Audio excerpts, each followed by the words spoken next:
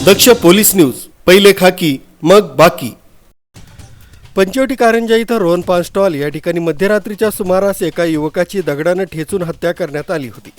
Panchavati police स्टेशनचे वरिष्ठ police निरीक्षक मधुकर कड यांच्या पथकाने अवघ्या काही तासात खून करणारे 2 आरोपी जेरबंद केले। यामध्ये पोलीस तपास करत असताना प्राथमिक माहिती अशी की अतुल सूर्यवंशी, हितेश वाघ, प्रवीण वाघ हे रात्री तिघे जण सोबत होते। दारूच्या नशेत तिघांमध्ये बाचाबाची झाली। याचं रूपांतर भांडणात झालं। भांडणादरम्यान अतुल सूर्यवंशी याच्या डोक्यात दगड घालून खून केल्याची घटना उघडकीस आली। सदर आरोपी प्रवीण वाघ, हितेश वाघ यांना पोलिसांनी ताब्यात घेतलाय। सदर घटनेसंदर्भात पंचवटी पोलीस स्टेशनचे वरिष्ठ पोलीस निरीक्षक मधुकर कड यांनी अधिक माहिती दिली। 10/9/24 रोजी रात्री 00:45 ते 00:50 दरम्यान रोहन पान स्टॉल पंचवटी कारंजा येथे एक बॉडी पडलेली मिळाली होती। त्यानंतर तिथे आमच्या पोलीस स्टेशनचे कॉन्स्टेबल सचिन आयरे हे ताबडतोब पोहोचले होते। त्यांनी एका गाडीचा पाठलाग केला होता।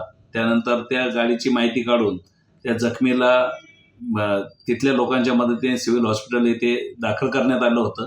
तिथं तो मयत घोषित करण्यात आल्यानंतर पोलीस स्टेशन पंचवटी येथे खुनाचा गुन्हा दाखल करण्यात आला होता। त्यामध्ये आज आम्ही 2 आरोपी ताब्यात घेण्यात आलेले आहेत। त्या दोन्ही आरोपींचा तपास चालू आहे। आरोपींना अटक करीत आहोत। तर कारण काय होतं, काय घटना झाली? हे तिघे पण जे आहेत म्हणजे मयत जो आहे अतुल सूर्यवंशी आणि हितेश वाघ आणि प्रवीण वाघ हे सगळे तिघं काल सकाळपासून बरोबर होते। ते दिवसभर काहीतरी कुठेतरी दारू पिले होते असं त्यांचं म्हणणं आहे आणि रात्री त्यांच्यात आपसात वाद झाले आणि वाद झाल्यानंतर थोडी झटापटी झाली होती अगोदर। त्याच्यामध्ये एकाने मग नंतर दगड घेऊन त्याच्या डोक्यात मारला होता। ते अचानक घडलेली घटना असं ते सांगतात। तर तपासामध्ये निष्पन्न होईल की कसा का खुनाचा गुन्हा झालेला आहे। सर, या दोघांना ताब्यात घेतल्याची पार्श्वभूमी काय?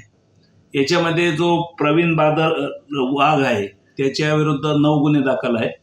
जो हितेश वाघ आहे त्याच्याविरुद्ध 1 गुन्हा दाखल आहे। आणि जो मयत झाला त्याची पार्श्वभूमी काय? त्याच्याविरुद्ध ऍक्सिडेंटचा 1 गुन्हा दाखल आहे आणि बाकी वाहनाचे किरकोळ 2 गुन्हे दाखल आहेत त्याच्याविरुद्ध।